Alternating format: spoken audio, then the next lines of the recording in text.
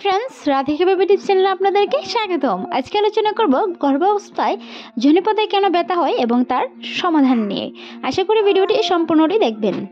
গর্ভকালীন সময়ে অসংখ্য শারীরিক ব্যথার মধ্যে একটি হলো যোনিপথে ব্যথা, যা আমরা গর্ভবতী মায়েরা সবাই পেয়ে থাকি কম বেশি। সাধারণত দ্বিতীয় ট্রাইমেস্টার থেকে শুরু করে শেষের দিকে ব্যথা হওয়ার প্রবণতা দেখা যায়, তবে এ ব্যথা কারো হালকা বা কারো প্রচণ্ড হতে পারে। আজকে ভিডিওতে তুলে ধরব গর্ভকালীন যোনিপথে ব্যথা হওয়ার কারণ ও নিরাময় সমাধান নিয়ে। জানতে চাইলে মনোযোগ সহকারে সম্পূর্ণ ভিডিওটি দেখতে ভুলবেন না। চলুন মূল আলোচনায়। যোনিপথে ব্যথার কারণ। জরায়ু। যোনি ব্যথার অন্যতম কারণ জরায়ু বৃদ্ধি। সময়ের সাপেক্ষে গর্ভের বাচ্চাটি বড় হতে থাকে, আর বাচ্চাকে জায়গা দেওয়ার জন্য জরায়ু বড় হয়, যেটা আপনার গর্ভে আস্তে আস্তে সুন্দর শিশু বড় হচ্ছে, ওইটাকেই বোঝানো হচ্ছে। এই বৃদ্ধিপ্রাপ্ত জরায়ু যদি পদ ও আশেপাশের এলাকায় চাপ দেয়, যার ফলে গর্ভবতী ব্যথা অনুভব করেন। হরমোন।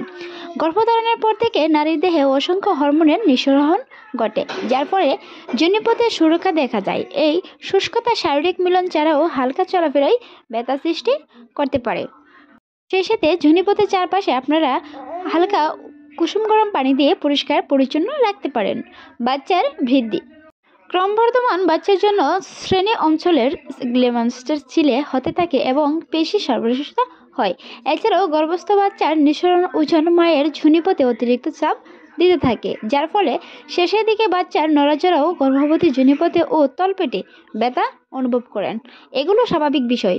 এই নিরাময় তেমন হয় না, তবে বাচ্চা প্রসব হলে চলে যায়, কারণ বাচ্চা প্রসব হওয়ার পরে আপনার জরায়ু ঠিক আগের পুনরায় জায়গায় ফিরে আসে।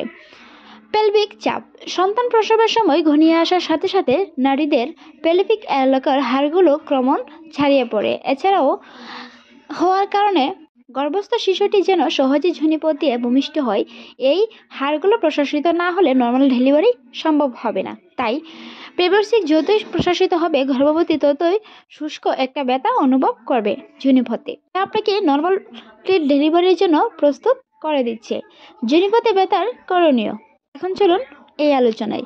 সর্বদা পাশ ফিরে ঘুমানোর চেষ্টা করুন, এতে করে শরীরের রক্ত চলাচল ভালো থাকে এবং যোনিপথে চাপ কম পড়ে।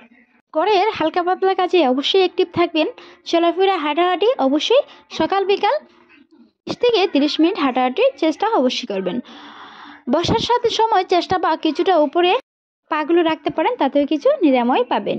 যোনিপথে ব্যথার ক্ষেত্রে হালকা উষ্ণ পানিতে গোসল করাই শ্রেষ্ঠ, এতে ব্যথা হালকা হওয়ার অসুমন হতে পারে। ঘুমানোর সময় যতখুশি বালিশ ব্যবহার করুন এবং বিশেষ করে পায়ের আরামের মাঝে বা পায়ের মাঝখানে একটি বা দুটি বালিশ ব্যবহার করলে যোনিপথের চাপও কমতে পারে। হালকা ব্যায়াম বা যোগ অভ্যাসের পেশিতেও রক্ত সরবরাহ বেড়ে যাওয়ার কারণে ব্যথাগুলো উপশম হয়ে যায় বা আপনি একটু নিরাময় পেতে পারেন। চিকিৎসকের পরামর্শ অভিজ্ঞ প্রতিষ্ঠান থেকে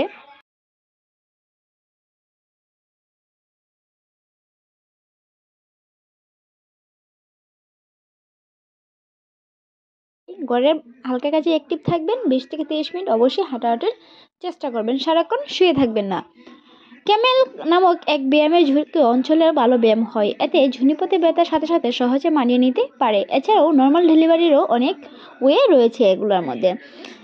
এছাড়াও যারা নিয়মিত ব্যায়াম করে তাদের কাছে হালকা ব্যথা তেমন প্রভাব ফেলে না। শেষের দিকে বাচ্চার মাথা নিচে নেমে যায়, তাই বাচ্চার মাথার ওজনের যোনিপথে ব্যথা অনুভব হয়। এজন্য গর্ভকালীন ভেস্ট পরতে পারেন, তাহলে চাপ কম পড়বে। ভিডিওতে যে তথ্যগুলো ধরা হলো সেগুলো আপনার নিরাময় বা আরামের জন্য। আমাদের ভিডিওটি ভালো লাগলে সাবস্ক্রাইব করে পাশেই থাকুন। ধন্যবাদ।